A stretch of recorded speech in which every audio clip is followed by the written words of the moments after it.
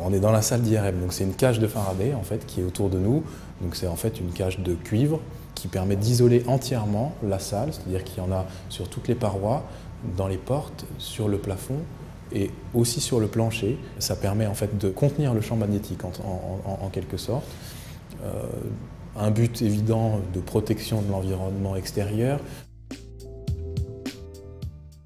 Par contre, c'est très important pour la machine en elle-même, de façon à avoir un champ homogène, qui reste bien identique et qui soit protégé des interférences.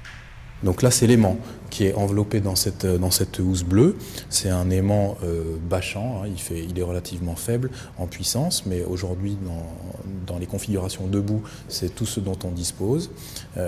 Donc c'est un petit peu l'équivalent de ce qu'on trouve chez l'homme, sauf que chez l'homme, c'est des bobines complètement fermées. Donc l'aimant a été ramené, je dirais, à la verticale pour cette utilisation debout, et on vient placer le membre du cheval entre les deux parties de l'aimant, et on vient centrer la partie vraiment centrale du champ magnétique sur la région qu'on veut scanner.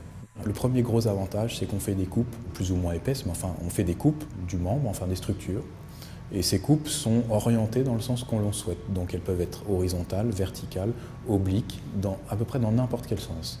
Ce qui permet d'avoir une visualisation très claire des structures qui sont très en profondeur, parce que l'imagerie habituelle, radio ou écho, qu'on connaît bien, reste une imagerie de surface, où on arrive très bien à définir tout ce qui est en surface par rapport à la peau, mais beaucoup moins tout ce qui est plus profond, soit parce qu'il y a des superpositions qui nous bloquent, soit parce que ça n'est pas accessible sur l'image. La deuxième grande application, c'est qu'on voit aussi bien des tissus durs que des tissus mous. Sur la radio, tout le monde sait à peu près qu'on voit très bien l'os. Tout ce qui est dur, tout ce qui est mou est beaucoup plus difficile à entrevoir, et en tout cas, on ne fait absolument pas la distinction entre différentes structures molles avec détail.